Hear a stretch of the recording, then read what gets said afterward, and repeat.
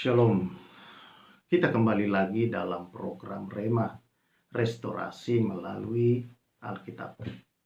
Dan firman Tuhan pada hari ini adalah kita ambil di dalam Mazmur.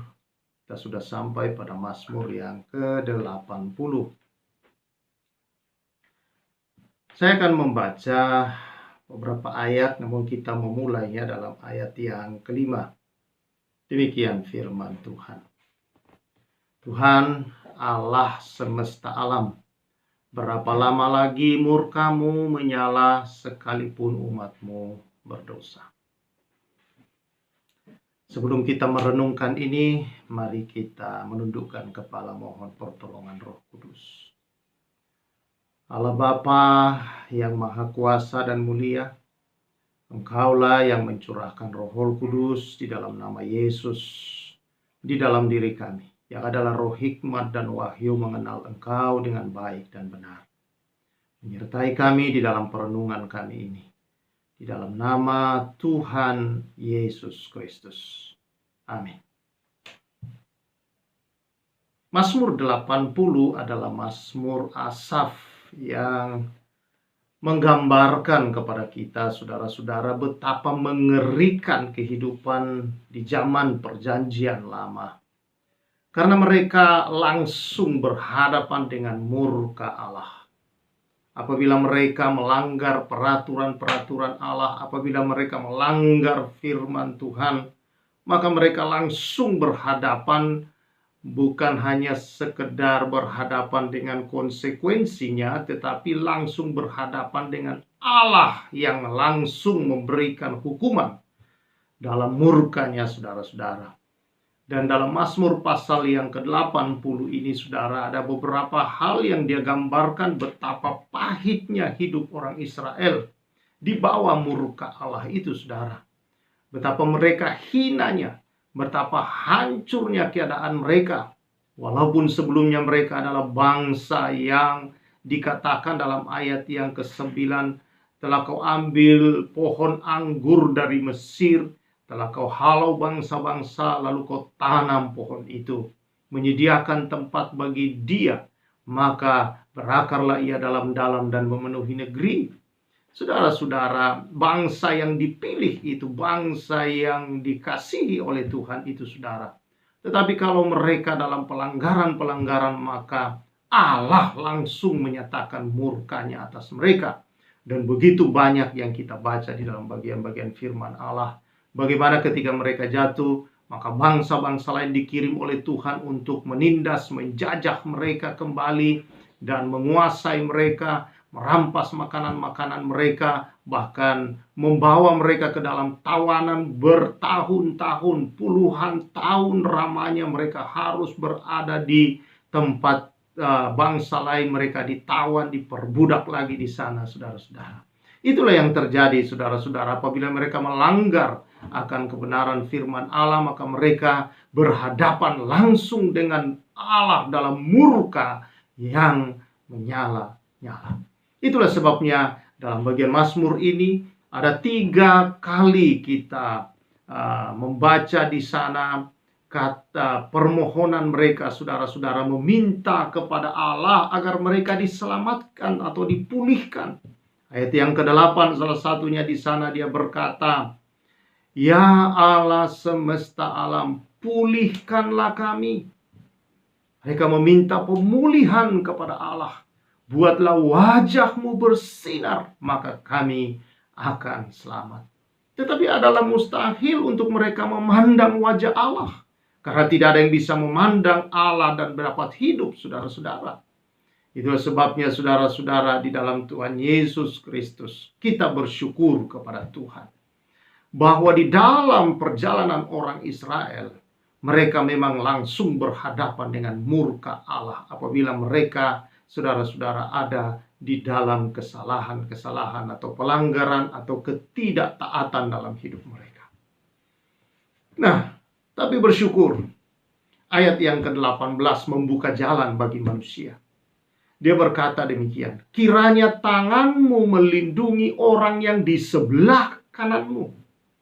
Anak manusia, yang telah kau teguhkan bagi dirimu itu. Maka kami tidak akan menyimpang daripadamu. Biarkanlah kami hidup, maka kami akan menyerukan namamu. Ya Tuhan semesta alam, pulihkanlah kami. Buatlah wajahmu bersinar, maka kami akan selamat. Ada satu nubuatan saudara-saudara di sana. Dia berkata, biarlah anak manusia yang ada di sebelah kananmu itu engkau lindungi. Dan anak manusia yang kau teguhkan itulah pengharapan kami untuk kami tidak lagi menyimpang daripada kebenaran-kebenaranmu. Atau yang membuat kami tidak lagi jatuh terus-menerus di dalam dosa dan mengalami murka Allah adalah orang kepercayaanmu itu ya Tuhan. Dan saudara yang saya kasihi di dalam Tuhan Yesus, nubuat ini yang terselip ini saudara, dia berbicara tentang Mesias. Dia berbicara tentang Kristus, orang kepercayaan di sebelah kanan Tuhan itu, Bapa di surga itu, putranya sendiri. Itulah saudara-saudara yang menjadi pengharapan bagi manusia. Untuk manusia tidak lagi mengalami murka Allah. Supaya kita bisa diperdamaikan dengan Allah. Dan ke dalam perdamaian itu, dia meredahkan dan menanggung murka itu. Dia mengambil semua kemarahan Allah itu ke dalam dirinya. Sehingga manusia tidak harus lagi menanggung murka Allah selama hidup di bumi dalam anugerah Allah itu saudara. Jadi saudara, dalam Tuhan Yesus kita bersyukur. Kristus Yesus mati di kayu salib bagi kita.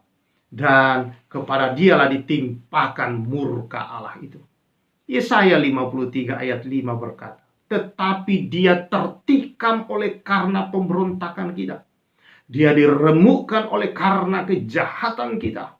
Ganjaran yang mendatangkan keselamatan bagi kita ditimpakan kepadanya. Dan oleh bilur-bilurnya kita menjadi sembuh. Saudara, ayat ini salah satu ayat ini di mana pasal 53 ini berbicara tentang apa yang Kristus tanggung di dalam dirinya di atas kayu salib. Salah satunya di sini adalah dia menanggung kemarahan Allah. Dia menanggung murka Allah. Ganjaran yang ditimpakan kepadanya itu mendatangkan keselamatan buat kita. Amarah Allah terhadap dosa kita itu ditimpakan kepada Yesus. Supaya apa? Supaya kita tidak mengalami murka itu lagi, tetapi diselamatkan saudara-saudara. Dan dikatakan oleh bilur-bilurnya kita menjadi sembuh. Dalam kitab Petrus 2, nah, ayat yang ke-24, 1 Petrus 24 dikatakan saudara-saudara bahwa oleh bilur-bilurnya kita telah sembuh. Karena Kristus sudah menanggung saudara-saudara ganjaran Allah atas dosa kita itu di dalam tubuh Yesus. Dia timpakan kepada Yesus semua murkanya terhadap dosa, kesalahan, kejahatan manusia. Dia menikam Yesus, saudara-saudara, ditikam di atas, diremukkan karena kejahatan, dosa, kesalahan kita, saudara, pemberontakan kita. Dia bukan hanya ditikam, tapi dikatakan di sini dia diremukkan, saudara-saudara. Betapa derita itu dialami Kristus di sana dan dia sendirian. Bahkan dia ditinggalkan oleh Bapaknya di surga akibat dari dosa manusia itu, saudara. Sehingga dia harus berseru, Eloi, Eloi, lama sabachthani. Ya Bapakku, mengapa engkau meninggalkan aku? Allah harus memalingkan wajahnya karena Allah tidak bisa melihat dosa yang ditanggung dari seluruh dunia, dari seluruh zaman. Saudara-saudara, manusia ada. Dosa itu diselesaikan dalam tubuh Yesus. Sehingga dikatakan dalam Roma pasal 5 bahwa kita diperdamaikan dengan Allah. Allah menerima kita. Allah melihat kita sebagai orang benar. Karena dia orang benar, Yesus itu telah membenarkan kita.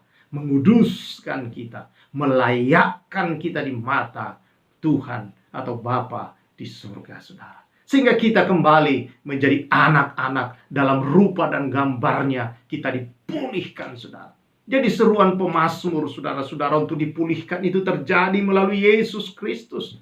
Bahwa sinar kemuliaan wajah Allah kemudian diarahkan. Sehingga di dalam kitab Ibrani dikatakan kita dapat setiap saat datang ke dalam tahta kasih karunia Allah, menatap Allah kita, saudara-saudara. Itu dapat terjadi hanya karena darah Kristus. Darah itu membuat kita benar, kudus, sehingga setiap kali kita datang kepada Bapa, saudara-saudara, Dia melihat kita karena darah itu kudus dan benar, sehingga kita boleh menatap Dia dalam kemuliaan. Wow, ini satu keistimewaan buat kita, saudara-saudara. Ini satu kemurahan. Dan untuk apa ini diberikan kepada kita, saudara-saudara? Bukan berarti setelah kita menerima kasih karunia lalu kita enak untuk hidup dalam kemauan-kemauan kita. Tidak. Justru karena kita dibenarkan, kita dikuduskan olehnya, saudara. Semua kesalahan kita sudah diselesaikannya, saudara. Maka dosa itu tidak punya kuasa lagi atas hidup kita. Dosa itu, saudara-saudara, tidak lagi memiliki sengat dalam hidup kita. Maut tidak lagi punya kuasa, saudara-saudara. Karena Yesus pegang kunci maut, dan Dia sudah mengunci pintu maut itu dan membuka pintu anugerah bagi kita. Dan itulah, saudara, pengharapan untuk tidak lagi. Ayat 19 dari Mazmur 80 berkata, maka kami tidak menyimpang lagi daripadamu. Yang membuat kita tidak lagi, saudara-saudara, tidak taat.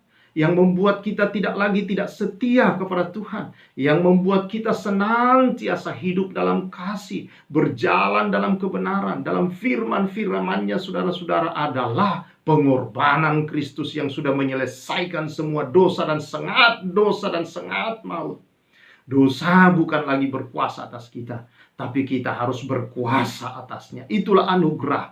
Anugerah telah membuat kita dimerdekakan untuk hidup berkuasa, saudara-saudara. Itu tercatat dalam Roma pasal yang kelima ayat 19. Kita hidup dan hidup yang berkuasa. Bukan lagi dosa berkuasa atas kita, tapi kita berkuasa atas dosa. Kita berkuasa menolak dia. Kita berkuasa, saudara, untuk tidak melakukan semua godaan, cobaan-cobaan, dan semua, saudara-saudara, ajakan-ajakan dosa. Kita memiliki Roh Kudus di dalam kita untuk bisa berkata tidak kepada dosa. Saudara-saudara yang saya kasihi, puji nama Tuhan bahwa Yesus telah memberi kemenangan itu di dalam kita. Dan olehnya kita diberikan kuasa untuk tidak hidup dalam kehendak manusiawi kita lagi, dalam keinginan-keinginan daging dosa. Karena roh yang Tuhan tempatkan, yaitu roh kebenaran, roh Kristus, itulah, saudara, yang ada dalam kita. Itulah, saudara-saudara yang saya kasihi, yang memampukan kita untuk berkuasa atas hidup ini, atas dosa, atas kejahatan. Dan bahkan bukan hanya itu, Dia berkata di sini, maka kami menyerukan namamu. Kuasa hidup di dalam kebenaran inilah yang memampukan kita menjadi terang bagi dunia ini, saudara, untuk memberitakan kabar baik bagi mereka yang masih hidup dalam dosa, bahwa ada kuasa untuk tidak lagi dosa menguasai, dan dosa bisa dikalahkan, dan sudah dikalahkan itu di dalam Yesus Kristus Tuhan. Harapan itu ada di dalam Yesus Kristus Tuhan. Karena itu, saudara-saudara yang saya kasihi, ingat dan sadarlah akan korban Kristus. Kesadaran kita, saudara, akan korban Kristus, dan kesadaran kita siapa kita di dalam Kristus, inilah yang membuat roh kemenangan di dalam kita senantiasa bekerja, saudara, dan membuat kita tidak dikuasai oleh dosa, tidak dikuasai oleh kedagingan kita, tetapi kita berhasil dan berkuasa dan bisa mematikan dan menguasai keinginan-keinginan di dalam diri kita yang berbenturan dengan kebenaran. Keinginan dosa, keinginan melakukan hal-hal yang tidak benar dan tidak jujur dalam hidup ini, keinginan untuk memuaskan amarah kita, saudara-saudara, itu semua kita hanya bisa tanggulangi kalau kita sadar akan anugerah Allah. Kita sadar, saudara-saudara, bahwa kita telah menerima berkat terbesar di hidup, yaitu keselamatan kita. Dan roh Tuhan ada pada kita, lebih besar dari segala roh amarah manapun, roh kepahitan manapun, roh-roh apapun dosa, roh zina, roh cabul, roh apapun, saudara, roh-roh jahat yang menguasai selama ini, atau karakter-karakter buruk selama ini. Bukankah firman Allah dalam Matius berkata bahwa Dia telah menanggung kelemahan dan penyakit kita, saudara? maka kita oleh bilur-bilurnya kita sudah sembuh. Jadi saudara bisa berkata, berdoa setiap hari, terima kasih Tuhan, saya sudah sembuh dari kemarahan, saya sudah sembuh dari kepahitan, saya sudah sembuh dari segala dendam, saya sudah sembuh dari segala kecemburuan, yang mudah cemburu, yang mudah sakit hati, yang mudah selama ini Tuhan saya pahit hati, yang mudah Tuhan iri hati selama ini, yang mudah Tuhan melakukan hal-hal yang buruk, kejahatan-kejahatan yang buruk Tuhan, saya sudah sembuh oleh bilur-bilur Yesus dari semua itu. Bahkan Tuhan, dari segala hal-hal yang mengikat saya, dari kecanduan narkoba, dari kecanduan seks, dari kecanduan hal-hal yang buruk lainnya, saya bukan lagi hidup di dalam itu, karena Yesus telah memerdekakan saya. Oh saudara-saudara, inilah berkat terbesar yang kita terima. Yesus berkata, aku datang memberi kamu hidup dan hidup dalam segala kelimpahan. Hidup yang Yesus berikan tidak sekedar hidup seperti orang bernafas di dunia, tapi hidup yang diberi adalah hidup yang mengandung kuasa ilahi di dalamnya, dan juga mengandung kekekalan saudara-saudara. Hidup yang Yesus beri akan membawa kita terus dalam kekekalan bersama Bapa di surga kelak.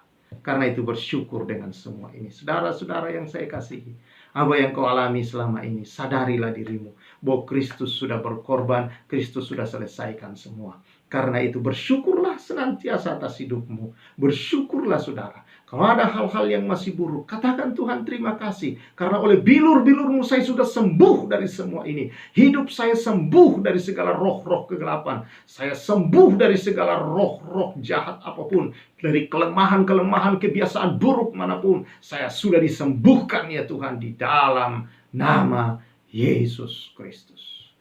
Allah yang berkuasa dan hidup ada menyertai saudara semua. Dan kiranya anugerah Tuhan yang besar itu terus melimpah atas hidupmu. Tuhan memberkati kita. Mari kita bersyukur.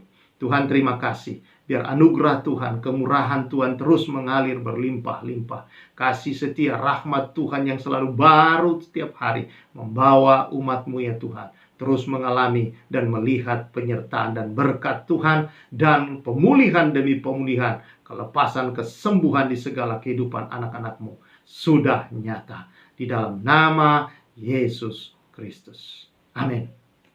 Saudara yang saya kasihi, tetap berjalan dalam kasih karunia Tuhan, saudara-saudara. Karena itulah kehidupan yang membuat kita tidak lagi dikuasai dosa, tapi hidup dalam sukacita, damai sejahtera bersama Tuhan, hidup dalam berkat-berkat-Nya, hidup dalam penyertaan-Nya. Haleluya. Dan senantiasa hidup di dalam kemuliaan Tuhan yang besar, dan ada kuasa Tuhan berkarya.